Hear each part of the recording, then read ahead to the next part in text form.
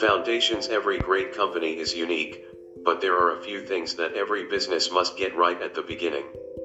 I stress this so often that friends have teasingly nicknamed it Thiel's Law. A startup messed up at its foundation cannot be fixed. Beginnings are special. They are qualitatively different from all that comes afterward. This was true 13.8 billion years ago, at the founding of our cosmos. In the earliest microseconds of its existence, the universe expanded by a factor of 1030 a million trillion. As cosmogonic epochs came and went in those first few moments, the very laws of physics were different from those we know today. It was also true 227 years ago at the founding of our country. Fundamental questions were open for debate by the framers during the few months they spent together at the Constitutional Convention. How much power should the central government have? How should representation in Congress be apportioned? Whatever your views on the compromises reached that summer in Philadelphia, they've been hard to change ever since. After ratifying the Bill of Rights in 1791, we've amended the Constitution only 17 times.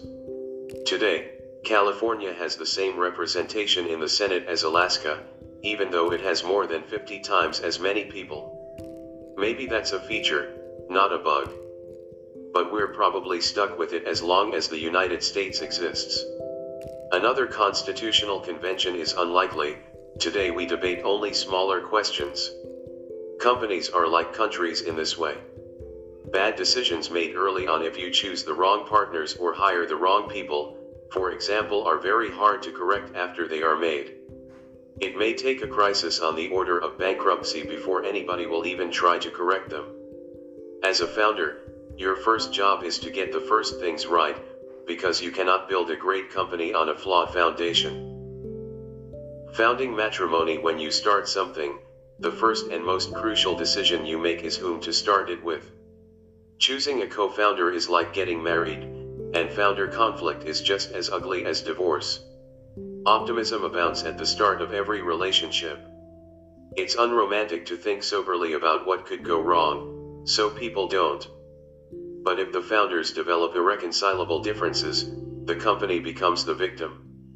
In 1999, Luke Nozek was one of my co-founders at PayPal, and I still work with him today at Founders Fund. But a year before PayPal, I invested in a company Luke started with someone else. It was his first startup. It was one of my first investments. Neither of us realized it then, but the venture was doomed to fail from the beginning because Luke and his co-founder were a terrible match. Luke is a brilliant and eccentric thinker. His co-founder was an MBA type who didn't want to miss out on the 90s gold rush. They met at a networking event, talked for a while, and decided to start a company together.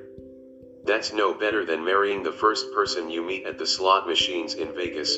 You might hit the jackpot, but it probably won't work. Their company blew up and I lost my money. Now when I consider investing in a startup, I study the founding teams. Technical abilities and complementary skill sets matter, but how well the founders know each other and how well they work together matter just as much. Founders should share a prehistory before they start a company together, otherwise they're just rolling dice. Ownership, possession, and control. It's not just founders who need to get along. Everyone in your company needs to work well together.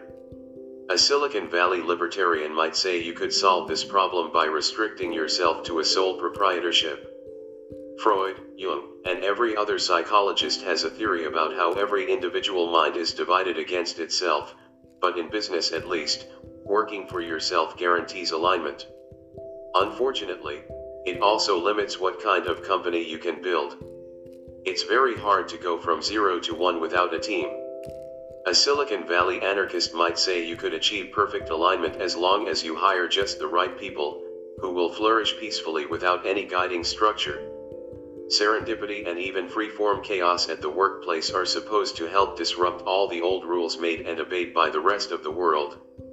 And indeed, if men were angels, no government would be necessary. But anarchic companies miss what James Madison saw: men aren't angels. That's why executives who manage companies and directors who govern them have separate roles to play. It's also why founders and investors' claims on a company are formally defined. You need good people who get along, but you also need a structure to help keep everyone aligned for the long term. To anticipate likely sources of misalignment in any company, it's useful to distinguish between three concepts: ownership, who legally owns a company's equity; possession, who actually runs the company on a day-to-day basis; control, who formally governs the company's affairs. A typical startup allocates ownership among founders, employees, and investors. The managers and employees who operate the company enjoy possession. And a board of directors, usually comprising founders and investors, exercises control. In theory, this division works smoothly. Financial upside from part ownership attracts and rewards investors and workers. Effective possession motivates and empowers founders and employees. It means they can get stuff done. Oversight from the board places managers' plans in a broader perspective. In practice, distributing these functions among different people makes sense, but it also multiplies opportunities for misalignment. To see misalignment at its most extreme, just visit the DMV. Suppose you need a new driver's license. Theoretically, it should be easy to get one. The DMV is a government agency, and we live in a democratic republic. All power resides in the people, who elect representatives to serve them in government. If you're a citizen, you're a part owner of the DMV and your representatives control it, so you should be able to walk in and get what you need. Of course, it doesn't work like that. We the people may own the DMV's resources, but that ownership is merely fictional.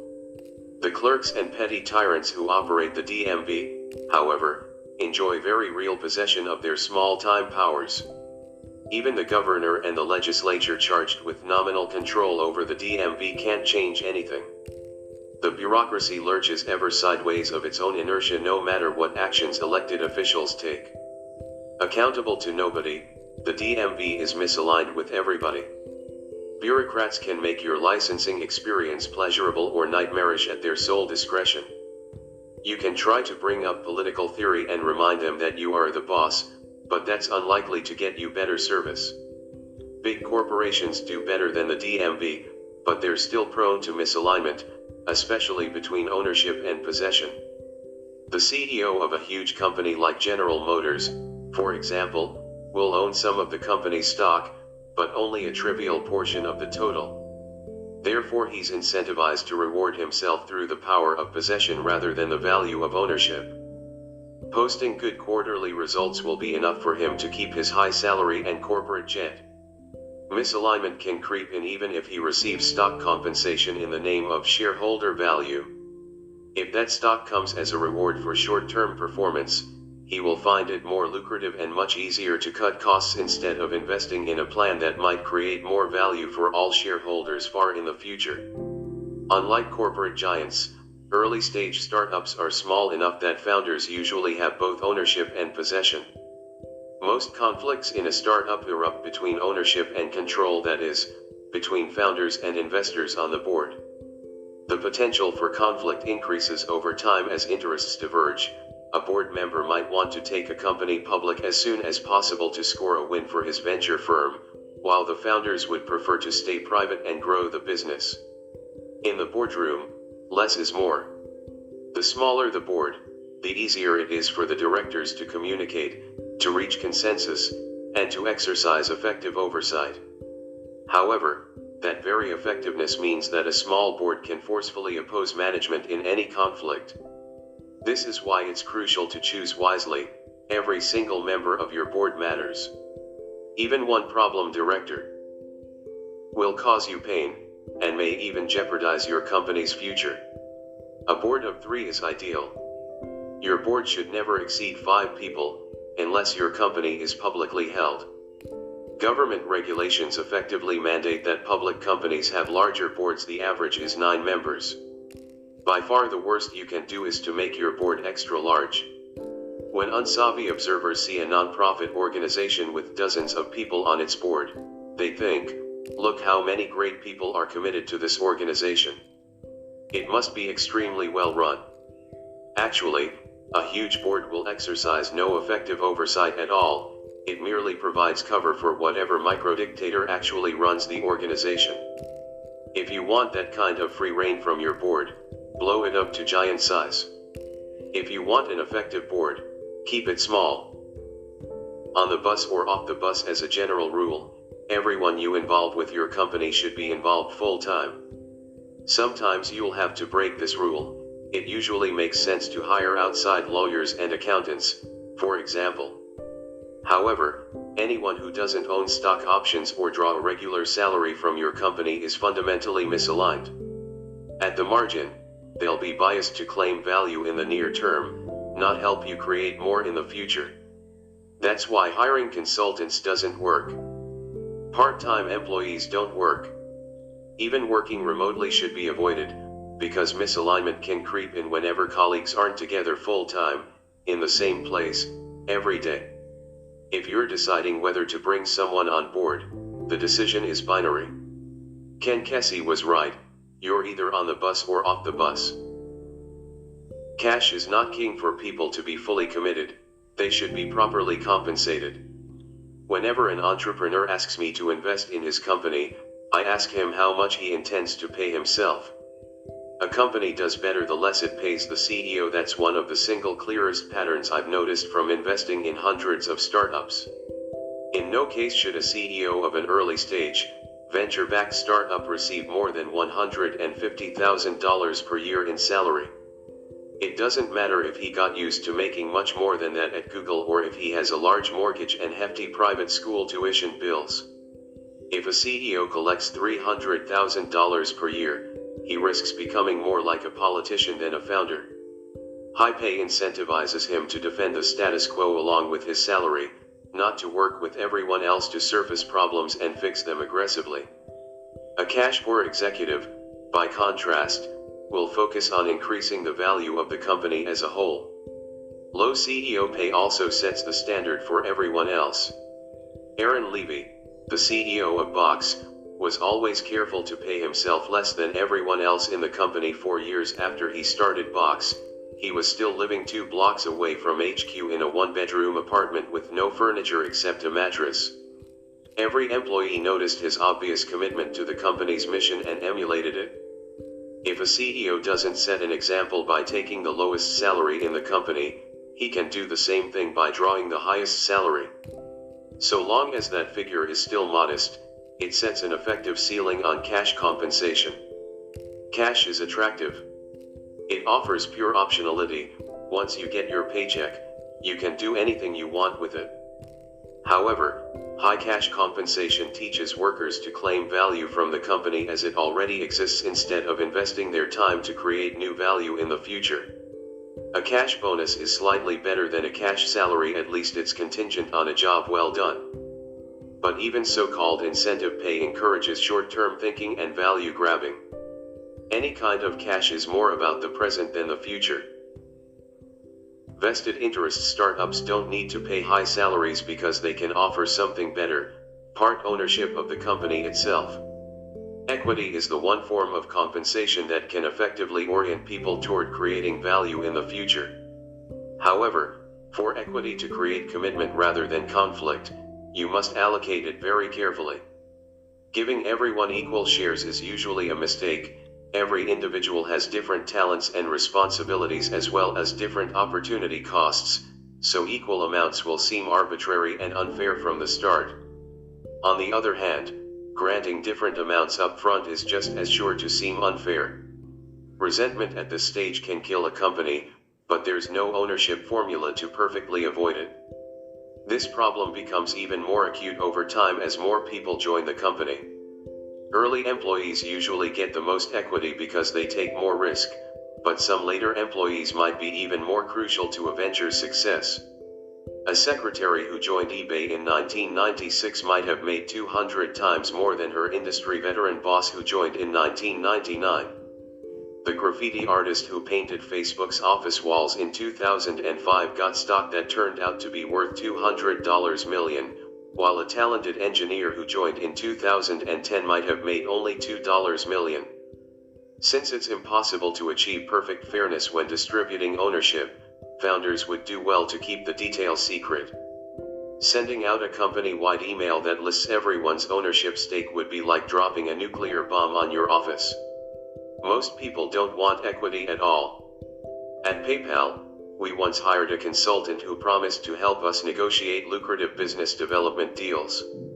The only thing he ever successfully negotiated was a $5,000 daily cash salary. He refused to accept stock options as payment. Stories of startup chefs becoming millionaires notwithstanding, people often find equity unattractive. It's not liquid like cash. It's tied to one specific company. And if that company doesn't succeed, it's worthless. Equity is a powerful tool precisely because of these limitations. Anyone who prefers owning a part of your company to being paid in cash reveals a preference for the long term and a commitment to increasing your company's value in the future. Equity can't create perfect incentives, but it's the best way for a founder to keep everyone in the company broadly aligned. Extending the founding, Bob Dylan has said that he who is not busy being born is busy dying. If he's right, being born doesn't happen at just one moment. You might even continue to do it somehow, poetically at least. The founding moment of a company, however, really does happen just once. Only at the very start do you have the opportunity to set the rules that will align people toward the creation of value in the future. The most valuable kind of company maintains an openness to invention that is most characteristic of beginnings. This leads to a second, less obvious understanding of the founding. It lasts as long as a company is creating new things, and it ends when creation stops. If you get the founding moment right, you can do more than create a valuable company. You can steer its distant future toward the creation of new things instead of the stewardship of inherited success. You might even extend its founding indefinitely.